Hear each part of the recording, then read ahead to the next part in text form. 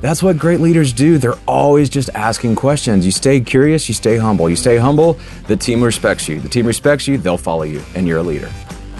Helping business leaders grow themselves, their team, and their profits. This is EntreLeadership. Now, here's your host, Ken Coleman. Coming to you from the Music City, this is the broadcast of Leaders, by Leaders, for Leaders. Thank you so much for joining the conversation. This is a special episode. I don't know how many of you people are actually listening or watching on Christmas Eve, but if you are, wow, are we grateful. But we're more grateful for you, the audience, and your questions and your participation through this program. We do it for you, and it's exciting to know that it's helping you, and always fun when Daniel Tardy, my good friend and our Senior VP of Business and Leadership, joins us. So, Daniel, before we get started, I'm very aware of the fire behind us. Yeah, I don't think I'm getting any actual heat off of that, but it's nice to have a little fake fire, so we have the ambiance. It does. It feels very... Hey, look, I want to tell our listeners... I've got a cardigan, by the way. That's a good-looking cardigan. Looks really Thank you good. very You pulled that off well. Merry Christmas to all of our listeners. It's been another fantastic year, and of course, we do this podcast to spread hope to business owners and business leaders out there, and we've heard all year these incredible reports of things you guys are doing. You're winning in the marketplace, and you're leading, and you're taking care of your teams, and I mean, we're just so proud of you, and it's really cool to be here at the end of a year, Christmas time, where we're thinking about what really matters in life, family and faith, and certainly work that matters. And so what a cool milestone, just a moment to stop and say congratulations on a great year to our listeners. Yeah, looking forward to hearing and learning what you're doing to win big in 2019. Can you believe it? Unbelievable. 2019 right around the corner. Okay, so we're going to get to some of your questions. We're going to try to go as quick as we can. We're going to have some fun with this. I love these questions. So here we go. We'll both take turns, or we can just both weigh in. How about that? If we got something to add. So the first question is, as a mid-30s up-and-coming leader, and I like the fact that he or she is saying, I'm up and coming, baby. You know what I mean? I like that. Yeah, that's got a little bit confidence. of, okay, I like that. Yeah. How can I continue to advance? So it's a little open-ended here. So let's give some advancing up the ladder advice. What say you, Daniel Tardy? Sure. Well, I'm barely out of my mid-30s, so I'm not sure I'm a master on this. I would actually change the timeline and go, regardless of your age, there are seasons in leadership. And your early seasons in leadership, you're getting paid a lot for what you do, productivity and getting results. And then after 5 to 7 years of really learning how to master that, having some notches on your belt, having some mantles on the wall, as it were, you go, okay, I can get stuff done. The next test is, can you get paid for what you know? Not just what you do, but can you know how to do things in a way you teach other people to do it? Now you're really leading. And then the third phase, the kind of the mastery phase, is getting paid for who you grow. And so a lot of leaders, they start getting their feet wet in the 20s. In the 30s, you're getting paid for what you know. But my challenge to a mid-30s, late 30s leader who's wanting to continue to advance and grow themselves, the really cool thing is you can find people who you're growing and pouring into and mentoring in this season of life. It's weird to be a mentor at 27. Like, no one really wants a 27-year-old mentor. You know, there's just something about seasons in life where you go, I want my mentor to be 40-ish, maybe 50, even older. And so you're starting to think in your mid to late 30s about, am I becoming a mentor? And is my energy more focused on who I'm growing, not just what do I do? I got the trophies. Now I need to help other people get trophies. I'm stepping off the field and putting the headset on and calling plays to the people out on the field, as it were. Yeah.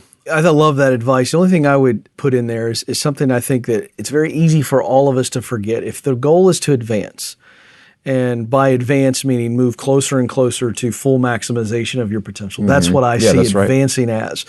I come back to something I learned from my chiropractor when stretching my legs or my lower back. It's resistance. And you have got to put some strategic resistance in your life. And so what I mean by that is there's this form of stretching where they'll push back for a little bit and they'll say, now you resist. And as I'm resisting, pushing back, and the chiropractor is pushing in, then he says, relax. And then all of a sudden, I can stretch more. Right. So I'm using this as a loose analogy of if you want to grow, it's all about stretching your capacity to grow. Absolutely. So there's going to get to a point for all of us, even for you and I, or anybody that's doing work that they would consider their dream job, and you and I are both there. I'm still in a place right now where I've got to continually make sure that I expand my capacity, because if I fill up, and then I'm starting to hit a lid. Yeah. Well, how do I advance when I've hit my lid at each level? Right, we're going to plateau. I got to stretch my capacity. I got to make room. Dude. And you've got to put resistance in the love form that you're bringing of that in. challenging growth. Absolutely. And the one thing I'm thinking about as you're saying that is there is this thing, the higher up you go, the harder it is to find. You have to seek out. So we talk about just the metaphor of weightlifting and adding 20-pound weights. Yeah. If you can bench press 80 pounds right now, stick 20 more pounds on, and over time you can bench press 100. Stick more weight on, you can bench 120. You can in leadership get up to 200 pounds, and then you go, man, I'm stronger than most people in the gym. Yeah.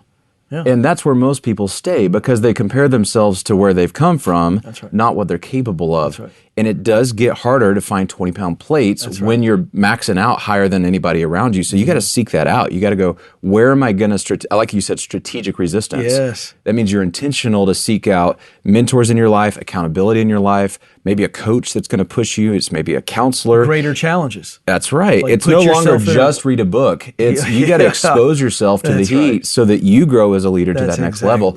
And that's more accessible down in the ranks because there's just more heat. But once you kind of get to the quote unquote top, that's where you see leaders start to get lazy and they fall off because they've lost that resistance, right? That's exactly right. And you've hit a lid. So remember this, if you want to advance, you're going to have to also not just achieve. I think we see achievement. It's not just that. You're going to actually have to fail strategically. And that's what I mean by stretching your capacity for you to continue to grow and learn. Because again, remember this, growing is the result of trying and failing, right? Like, there just is no growth without some type of trying and some type of failure so that we can then go, oh, all right, I put myself out there and I can do this. So there you go. Okay, how to overcome the imposter syndrome. This is an interesting question for me, Daniel. I don't know where I'm going to go with this because I want you to answer first because I get a little irritated when I hear this question, and I'll explain why. Okay.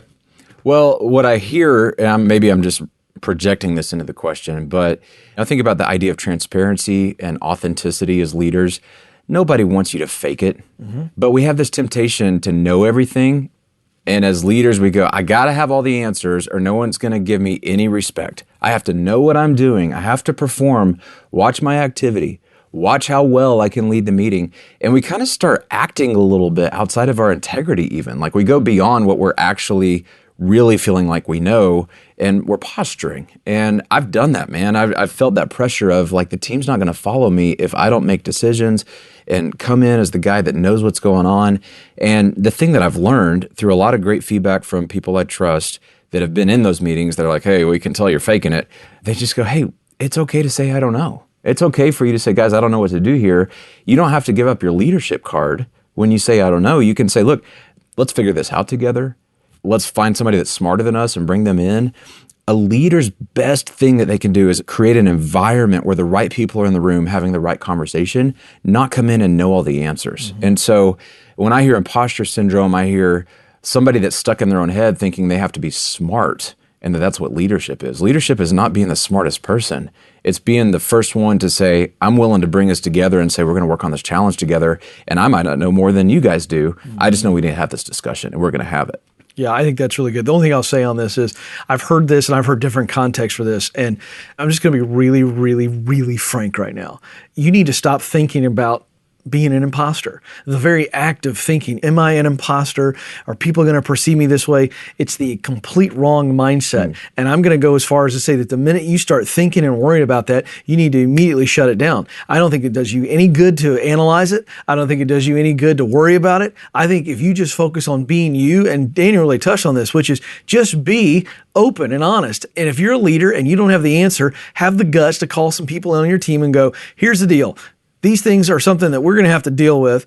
It's on me to make a decision. And right now, I'm unsure about this, this, and this. Curious, what do you think? That type of owning a situation and just being you and being the best that you can be, knowing that if you make the wrong decision, it's not fatal. And so I get a little irritated, and it's like I feel like we're bubble wrapping. Yeah. And I understand the spirit of the question, but here's my point. I'm trying to free your soul right now. To say, hey, stop worrying about something that, quite frankly, you shouldn't be worrying about unless you are intentionally putting yourself out there as a fake or a charlatan. Now, that's different. But I know that that's not where the spirit of this question is coming from. And I also know that that's not where the spirit of the phrase is coming from. Look, man, if you'll stay curious, if you'll ask 1,000 questions a day, you'll become a leader. You will lead. Yeah. If you're going, I don't get it, help me understand. Hey, I heard this over here, doesn't seem to reconcile with that. Help me make sense of it. That's what great leaders do. They're always just asking questions. You stay curious, you stay humble. You stay humble, the team respects you. The team respects you, they'll follow you, and you're a leader. That's it. All right, we're going to move on to another question. I don't know that I've ever been asked this, so I'm a little excited. How do you handle the stress of your job? How do you handle it? Really? On what day? I have gone through a lot of journeys on stress management. I used to be so stressed out and maxed out, and I didn't know anything about where it was coming from and why it was happening. And I hit the wall after my first child was born and dealt with a season of anxiety and depression and just this spiritual desert. And I had no idea what hit me. And I think that was a result of chronic stress that I wasn't dealing with in a healthy way over time. I internalized it. I felt like I just had to be the hero. And I wasn't talking to people and telling them that, hey, I had a tough day. Actually, it ties back to when I was feeling like I was being an imposter and I was trying too hard. I was trying to please everybody. I was trying to know things that I didn't actually know, trying to impress people with things I didn't actually understand. And a lot of kind of negative relationships in that season of life that I should have let go of sooner, but they were giving me some artificial sense of significance. And I was letting those things have too much power over me. And so all that cumulative stress, I was flat on my back. And there was about a year of really figuring out, who am I? Why am I here? What does it look like to live a meaningful, fulfilled life that's not stressful? And so I think if we're getting super philosophical on this one, stress-free living looks like living in your sweet spot. I mean, I want to hear what you say on this, because when you're living in the thing that God made you to do, and every day you're doing work that just flows out of you, you really don't get that stress. Now you get stressed like, oh, I got a little too many meetings and I overcommitted, but you can manage that. You can trim stuff back.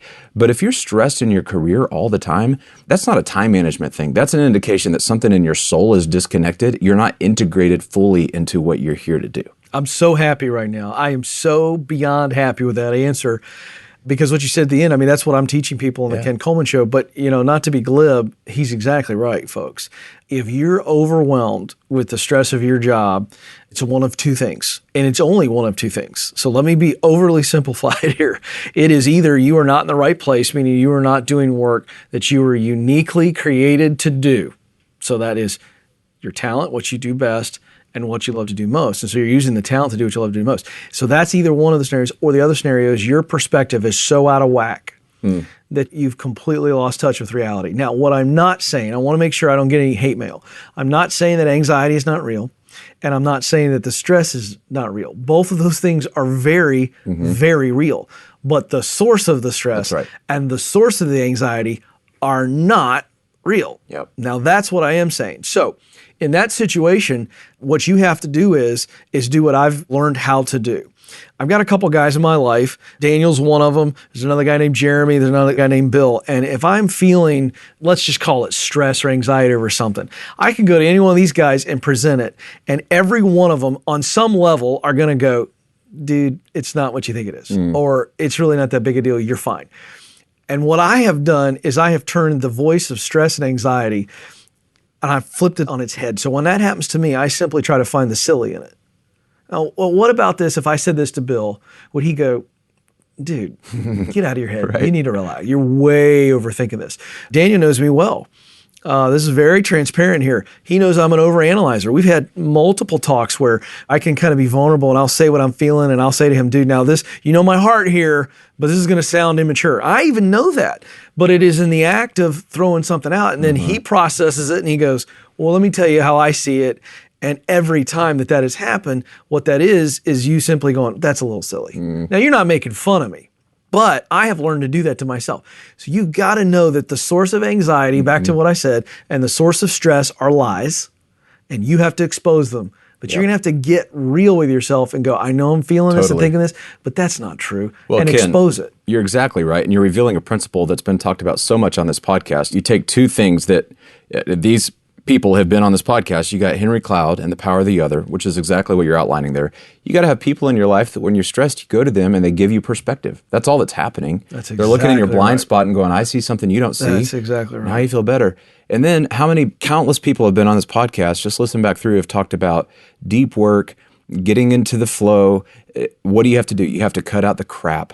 always on social media, always on TV, always on all this junk that's in the shallow places of life, on top of a demanding career, of course you're going to be stressed. If you're not creating space to breathe, to journal, to meditate, to pray, whatever your thing is, and it's all filled up with all these just little ding, ding, alert, check me now, text, you're going to be stressed. You're going to be chronically stressed throughout the day. So cut out the noise, take the white noise away, fill that space with some solitude and fill it with some friendships. So you got the power of the other working for you, and you got people around you. You're not going to feel stressed if you're doing that. Really not. And to what you said, I don't get stressed. I look forward to my work. Totally. I'm always glad it's Friday and Monday. You know what I mean? Yeah, absolutely. You leave with an empty tank, but you're looking forward to coming back in if you're doing it right. Here's a question. How do you work on idea generation? I'm excited about your answer. Oh, man. I mean, people are different on this. I'm a Myers-Briggs ENFP. And what's true of, you are too, that's right. Absolutely, yeah. So what's true of us is we like to process verbally, we process with our senses. And so I had a great meeting this morning where ideas are just flowing, but it was me and the right people with flip charts and whiteboards, and we're playing what if, and we can kind of touch it because it's up on the wall and mess with it. And it's very much what I call just clay on the wheel. You know, it doesn't have to be perfect. Let's just throw something on the wheel, and I'll say something and ask a question, and then someone else will start talking, and I'll make me think of something, so I'll capture it on the whiteboard, and it's like jazz. Like I'm just feeding off a group of people. So that's where I do best, and I only do that well if I've been reading, if I've been watching some content on YouTube about things that are inspiring. I'm going to talk about that in a second. I've been to events, I've been to conferences, so you got to understand, like I'm a consummate learner, intake sponge for all this stuff. I can't walk into a room like that and it be valuable if I'm not charged up. But I come in on full batteries, and then a group of people like that who are smart, oh my gosh, we're printing money, we're making impact, we're clarifying mission statements, we're launching product ideas. Oh, I mean, that's the best. I'm so excited. We did not talk about this ahead of time. I'm going to jump right in where he left off, because while you were talking, I was saying, all right, here's what I'm going to give an analogy. Okay. Well, let me say this before I give you an analogy. This question is huge. I'm going to tell you point blank. I believe that ideas are the currency of leadership. Oh, totally. Ideas. So the question is, how do you work on idea generation? He touched on it. I like the analogy of a well. The old school well. You turn the crank, the bucket goes all the way down, you fill it full of water, you crank it, and it comes back up. Have you ever used one of those? I have, an old school well. I never have. Did it one time, and I did the whole thing, and the bucket was empty. It was when I was probably 11 or 12 at a plantation, historic plantation. But here's what I believe it is, and he touched on it. I don't work on generating ideas. Ideas are like the water that's in the bucket. When I pull it out of the well, I go into a meeting like he just talked about, and he's been in a meeting with me, and nobody's ever been in an idea meeting with me where I didn't have a bunch of ideas. But I'm not coming up with them there. It is essentially, I pull that bucket out of the well and I dump it out on the table. It flows out of something. So what you were talking about is how you fill the bucket. That's right. So Daniel and I, both of us, ferocious readers, consumers of content. So in the Ken Coleman show world specifically, in EntreLeadership, I'm always reading and digesting and watching other people who speak on this kind of stuff. I read psychology articles so I can help the callers on the Ken Coleman show, because it's getting behind their career question. So I'm learning techniques and things like that all the time. So when I'm sitting at my desk for 5 minutes and an idea hits me, that idea didn't just bounce from nowhere. It actually bounced from maybe 6 weeks ago, when I read one article and essentially put it in the bucket, and then whatever happened in that moment. So back to that simple little analogy, folks, you have got to have a well from which you draw ideas. You cannot go into a meeting and brainstorm and pull an idea from thin air. It must come from what I like to call the inner well. Absolutely. So that's what I... Well, and you know, and this is probably going to offend some people. Go for it. But here's the thing. I can't wait. There's no such thing as an original thought. None. Now, there's none. There's an original way. There's an original to arrange all the Legos. Yeah, it's like a prism. But all those Legos came from somewhere. You read something, you saw something. You have a relationship, somebody told you something. Some of it's in your conscious mind, some of it's in your subconscious mind. And curating those things and putting them into a combination that we call an idea. Oh, I have an original idea. Okay, cool. But it's only going to be good if you're doing all the work you're talking about, go into the well all the time so your batteries are charged and it just flows out of you. If you just want to sit down and be smart and be brilliant in the moment, you can't do it. No, it's not going to happen. And by the way, we've all been around people who have no well. Yeah, that's right. I mean, listen. They're parched. And by the way, you will be exposed. Yeah. Let me just tell you, if you're sitting there right now, this is friendly advice, and we'll move on. If you're sitting there right now and you know that you have no well from which you're drawing a bucket up from, it's only a matter of time before you're exposed. But here's the encouragement. You're not, because you're listening to this podcast and now you're probably doing other things like that. So, I mean, I listen to our podcast. I listen to so many other podcasts. I'm on YouTube all the time, checking out who's saying what, not like goofy cat waste your time videos. Like, there's a lot of good content on YouTube of smart people. Right. So charging your batteries in 2019 is easier than it has ever been in the history of time. All right, the well is so accessible. It's absolutely exciting. Okay, now I'm going to expand this question. The question as it was submitted was, what's the best book you've read this year? But I'm going to change it up because I can. Okay. And I'm going to say, if it's not the best book this year, is there a book that you really, maybe you read it a year ago or 2 years ago, and you go, here is a must-read book? Because that's what I really want to know is, what book would you most recommend to this audience? I'll tell you my book in a second. But first, I want to tell you something that's more valuable. This is very exciting. The best book you can read is the book you read. I have had people ask me over and over, what's the best book? What's the best podcast? What's the best diet? The best diet's the one you're going to stick with for the most part. But you've got to figure out how to get above this. I got to find the gem. Yeah, that's right. And go, am I committed to spending $2,000 a year in buying and reading books? That's a more important discussion. And if I'm constantly buying books and I'm constantly reading, you don't have to finish one that's bad. But if you go, I'm going to spend $2,000 a year reading books, and it's going to be a lifestyle, and I'm always consuming, just like we were talking about before, some of them are going to be better for you than others, but your best book may not be someone else's favorite book. So that's the pretense. My favorite book right now that's really done a lot for me in just this last few months is Brené Brown's new book, Daring to Lead. And she really gets into some practical things leaders can do to live authentically, to be themselves, to show up with courage, to not put on armor to where we posture and we're trying to figure out how to play the game, but to really do it through relationships. We talked earlier about leaders. You start out getting known for getting results, but you really get good when you're getting good at relationships that are authentic and that are real, and it's rich, meaningful. You were just talking about this coming in here. When you have someone that you know they're your friend, whether you're doing business together or not, it changes everything about how you work together. Oh, yeah. I mean, don't get me started on friendship. To be honest with you, we need to have a friendship-themed podcast.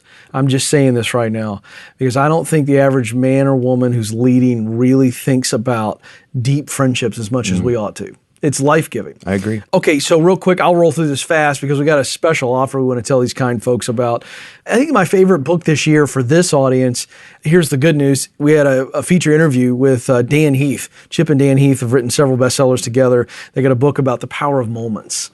And I got to tell you something. As a guy who, candidly, I've got to do interviews for this program that enrich you kind folks. I've got to ask questions that hopefully get answers out of our guests that can really help you.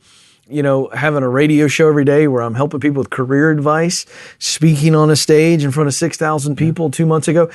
It's beyond the personal benefit. It's how do you strategically create moments for your team members, people that follow you, people that you do life with, your friends and family.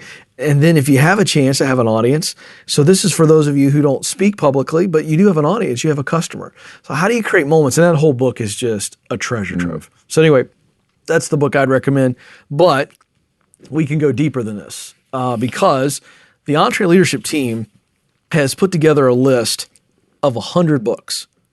Now this is an ambitious venture. We got a great list of 100 books that every small business owner needs to read. If you'd like to get the list, and why wouldn't you? It's absolutely free, and you can do what you want with the list, but I would read every one of them. Text 100 books. That's a phrase. 100 is just the numbers, 100 books. Text 100 books to 33444. That's 33444. Or you can get the link in this episode's show notes, EntreLeadership.com. It's episode 298. All right, we got time for a couple more questions here. How do you deal with failure and move forward? Oh, that's a juicy one. Yeah. Gosh, man. Have you ever failed? Yeah, I fail every day. That's what's, I'm like, how do you deal with failures? Like, you mean this morning or at lunch or just before I came in here? Right. I think you got to be really comfortable laughing at it and go, I'm going to fall on my face a lot, and that's okay. Because failure's not permanent. You know, we talk about failure like, I think we screw up in school when we talk about classes being pass-fail, because you have to, like, 100%. you have to start over. I agree with you. But it's really not like that. I mean, think about compare the school metaphor, like pass-fail the class, to a pilot flying a plane where they have their coordinates, they know where they're going. But at any given moment, when the wind's blowing, that plane is not exactly on course. That's a little failure. If they stayed right there, they would miss their destination by 100 miles. But what do? Well, they just correct a little bit. They just pull it back in. So if you know you're heading, you're going to be doing these micro failures all the time. And it's really okay because it's designed to work that way. But you're making forward progress and you still land at your destination if you know that you're going to correct. And it's not this, oh my gosh, we failed. We're going to die. We have to start. That never happens. And even if your business goes out of business, you learned a way to not do it. It's fine. You're going to be all right if you keep moving forward. Just don't quit. Yeah. That's the antidote to failure. Yeah, we talked about perspective a little bit earlier in the program, and I think this is about perspective again. I had the privilege of working with John Maxwell closely for years. He wrote a book called Failing Forward, which takes on this very topic, but years later he re-released it, added some new content, and I love the new title, okay? And this is a fun little exercise. I want you to fill in the blank, okay? Not the book title, but the classic phrase, sometimes you win, sometimes you Lose.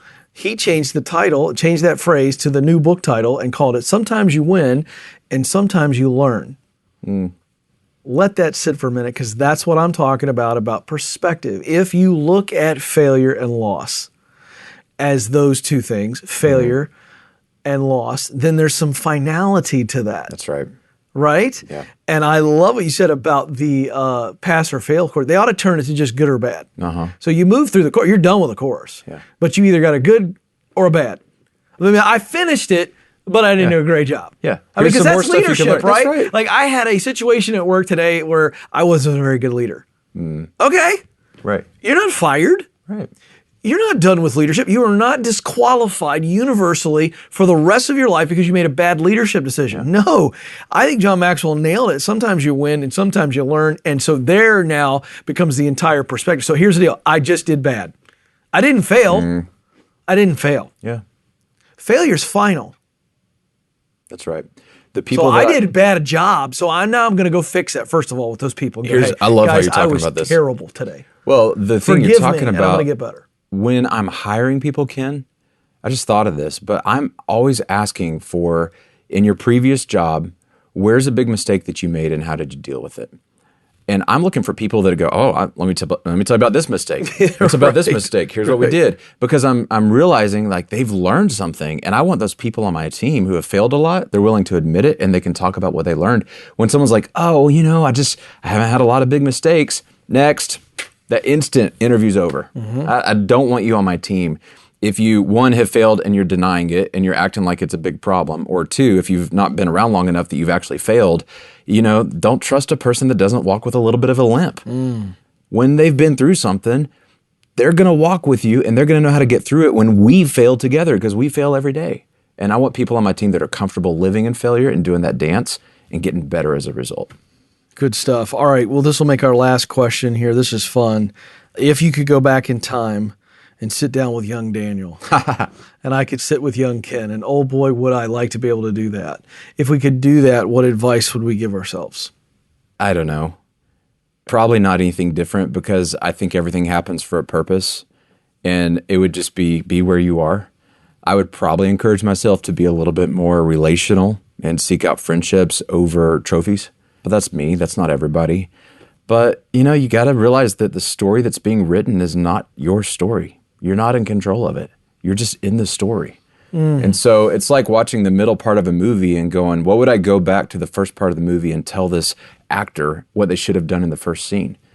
Well, nothing, because the first scene sets up the second scene, and that builds to the climax and what's going to get resolved if we don't have all those sequences of things happening. So, sometimes we have this shame, or I should have done it different. I could have done it different.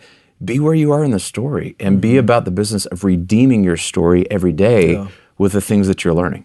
This is one of my favorite questions to answer because it's so visceral for me because it's just learning. And I wish that I could have sat down with the 22-year-old Ken and said, now look, perseverance is what gets the glory. But nobody talks about the patience. Yeah, that's good. And I'm going to tell you, we just do this. Like we glorify stories of perseverance, and yet we gloss over the parts of the story of perseverance that are just nothing but patience, where it looks as though nothing is happening, and quite frankly, no progress is being made. And yet that person, that man or woman who we are glorifying for their stick-to-itiveness, their grit, their perseverance, all they did for maybe good portions of their life, they just stayed the course. They were patient. They kept chopping wood. They were the 10-year overnight success. Yes. And I got to tell you, that would be my advice to all of you, whether you're 23, 33, or 43, but certainly if you're in your 20s and 30s, let me just tell you as a 44-year-old, I have finally figured that out, that it is my patience that is just as important as my perseverance. Perseverance without patience is going to lead to burnout and frustration and bitterness. Perseverance bathed in patience That's good. leads to a journey that is just as fulfilling as the destination. That's right. So I got to ask you It took this. me a while to figure that out. The advice is sound. Here's my question. Would 22-year-old Ken have listened to 44-year-old Ken?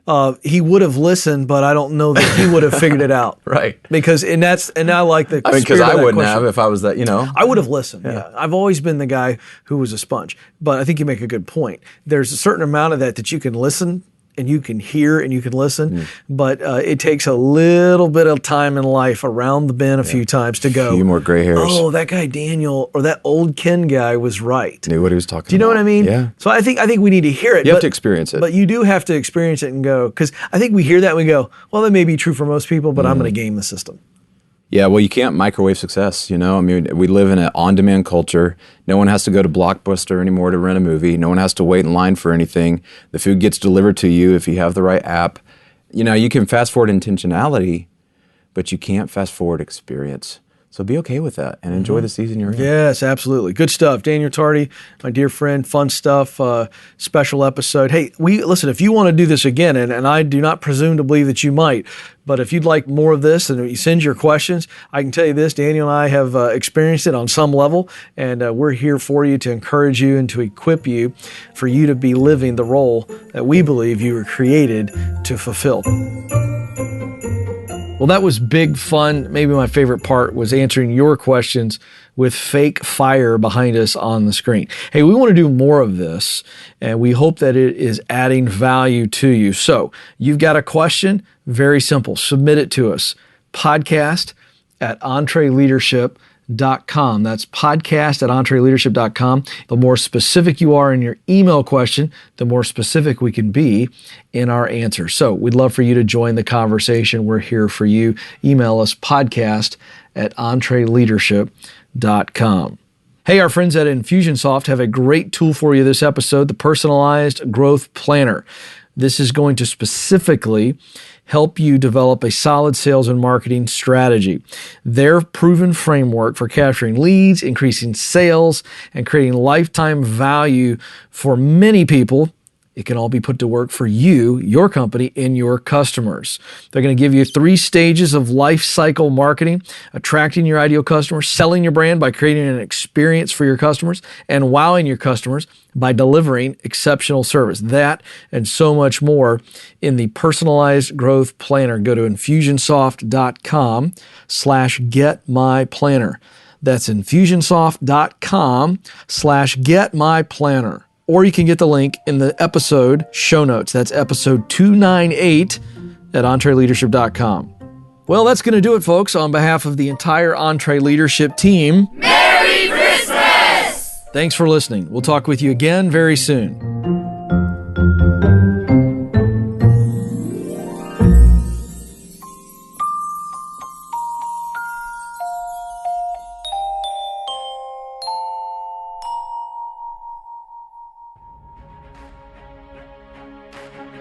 Hey folks, I want to make you aware that we have other great podcasts from Ramsey Solutions. Here's a sample of The Ken Coleman Show. According to a recent Gallup poll, nearly 70% of Americans are disengaged at work. If you dread going into work every Monday morning and you're just trying to make it to the weekend, The Ken Coleman Show is for you. Everyone has a sweet spot. Your sweet spot is at the intersection of your greatest talent and greatest passion. We will help you discover what it is you were born to do, and then we'll help you create a plan to make your dream job a reality. You matter, and you have what it takes. Join the conversation on The Ken Coleman Show. To hear full episodes, just search Ken Coleman in iTunes or go to kencolemanshow.com.